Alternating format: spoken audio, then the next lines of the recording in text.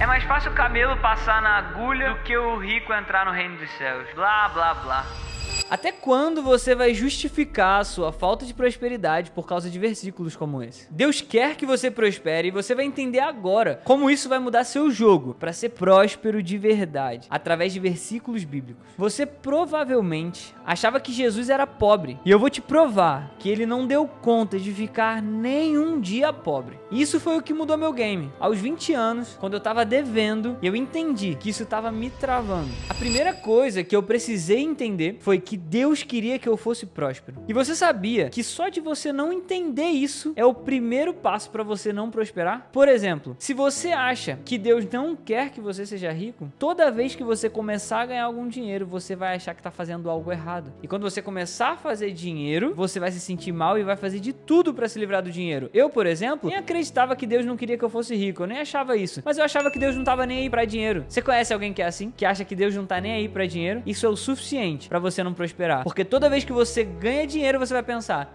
poxa, se Deus não tá pensando nisso, por que eu tô pensando? Então entender que Deus quer que você prospere é a chave que você precisa para prosperar. E hoje eu vou te provar na Bíblia várias histórias que mostram que Deus quer que você prospere, para te provar isso e você finalmente acreditar e isso começar a mudar o teu game. O primeiro versículo que a gente vai trazer é Ageu 2:8, que vai dizer o seguinte: minha é a prata e meu é o ouro, disse o Senhor dos Exércitos. Ou seja, se a prata e o ouro são de Deus e nós somos co-herdeiros com Cristo de tudo que é de Deus, nós também somos herdeiros de tudo, ou seja, da prata e do ouro também. Esse versículo poderia dizer que somos herdeiros da terra e de tudo que Deus fez, mas ele fala exatamente isso, do ouro e da prata também. Ele é o dono do ouro e da prata, então nós somos também. Vamos agora para alguns versículos contando algumas histórias bíblicas que provam que Deus queria que você fosse próspero. Eu vou começar por Isaac. Em Gênesis 26:12, a Bíblia vai dizer o seguinte: e semeou Isaac naquela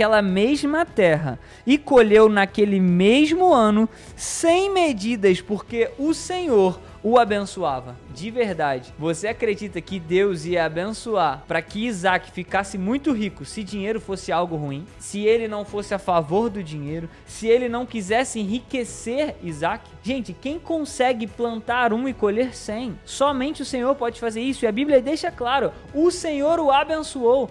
Será que Deus daria algo ruim aos seus filhos? Vamos para a segunda história. A Bíblia diz o seguinte sobre Jó. Jó possuía 7.000 ovelhas, 3.000 camelos, 500 juntas de boi e 500 jumentos, e tinha muita gente a seu serviço. Era o homem mais rico do Oriente, de Jó 1:3. Dizia Deus sobre ele, e disse o Senhor a Satanás: observaste tu ao meu servo Jó? Porque não há ninguém semelhante a ele na terra, homem íntegro e reto, temente a Deus e que se desvia do mal. Vai dizer o versículo 8. Jó era muito rico, tinha muitas coisas, mas quando Deus vai falar dele, ele não fala da riqueza. Poxa, Brenner, então o que você está querendo dizer? Eu estou querendo dizer o seguinte, que Deus vai te dar tudo. Ele vai te dar aquilo que você quer muito, mas antes, ele vai te ensinar a não querer tanto. Jó tinha muito, porém, o que Deus dizia sobre ele? Que ele era um homem íntegro e reto e temente a Deus. Se você se preocupar com as coisas certas, Deus pode te entregar dinheiro. Então, a segunda história que a gente está ouvindo é a de Jó. Vamos para a terceira história agora. Agora vamos falar de Abraão. Em Gênesis 24:35 vai dizer o seguinte: o Senhor o abençoou muito e ele se tornou muito rico. Deu-lhes ovelhas e bois, prata e ouro,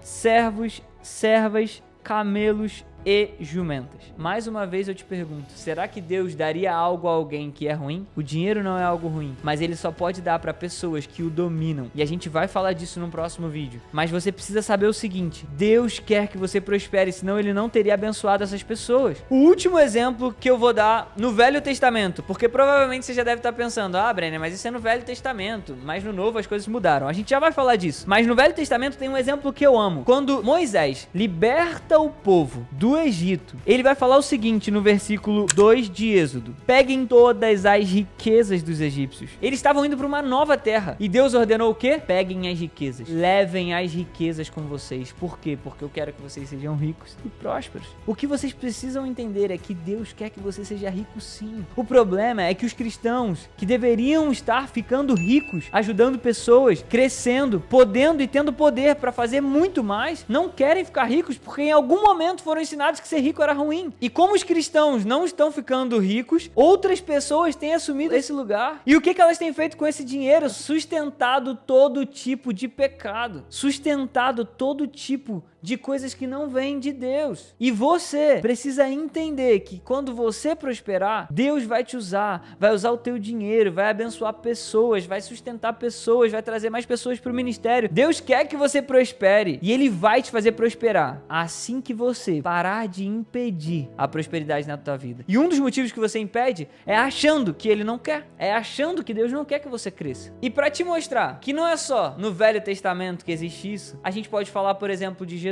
Jesus fez tudo para cumprir palavras, para cumprir profecias sobre ele. E uma das coisas que ele fez foi nascer numa manjedoura para te mostrar que, independente de onde você veio, você sim pode cumprir o teu propósito na terra. Mas Jesus não deu conta de ficar nem um dia pobre. Muito pelo contrário. Ele nasceu e no mesmo dia, a Bíblia vai dizer que 3 reis foram até ele e depositaram sobre ele incenso, mirra e ouro. Me diz de verdade, alguém que recebe ouro é alguém pobre? É alguém que não tem nada, que não tem recursos? Jesus tinha tesoureiro. Você já viu uma loja de conveniência pequenininha que abriu no seu bairro ter tesoureiro? Não, porque ela fatura pouco, porque não gera muita renda. Agora, você já viu uma grande empresa, algo que fatura muito dinheiro, algo muito grande, não ter alguém que cuida do dinheiro? Sim, e se Jesus tinha alguém que cuidava do dinheiro é porque tinha muito recurso. Sabe por quê? Porque Jesus não estava com o coração no dinheiro, muito pelo contrário. Em momentos como na pesca de Pedro, ele vai falar para Pedro abrir a boca de um peixe e pegar dinheiro de lá. Deixa eu te falar, você já parou para pensar que Pedro foi o primeiro a ganhar na Mega Sena? Por quê? Porque um dia ele tinha pescado a noite inteira e não tinha pegado nada. E aí Jesus fala para ele, joga a rede do outro lado. E ele faz a maior pesca da vida dele. Agora me diz, o que significa um barco cheio de peixes? Significa dinheiro. O que ele ia fazer com esse peixe? Ele ia comer o peixe inteiro? É claro que não. Ele ia vender esse peixe e fazer dinheiro. Jesus mandou dinheiro para Pedro. Para quê? Para te mostrar que ele é o dono do ouro e da prata, que não importa, que o seu coração não deve estar nisso. Seu coração tem que estar no teu propósito. E ele vai mandar tudo o que você precisa para prosperar, para você viver o teu propósito na terra e para fazer a mensagem que tem no teu coração chegar para mais pessoas. Deus quer que você prospere, assim como ele quis que várias pessoas na Bíblia prosperassem. A prosperidade é algo natural. Então eu recomendo para você, veja esse vídeo aqui para você entender como você vai parar de impedir a prosperidade na tua vida.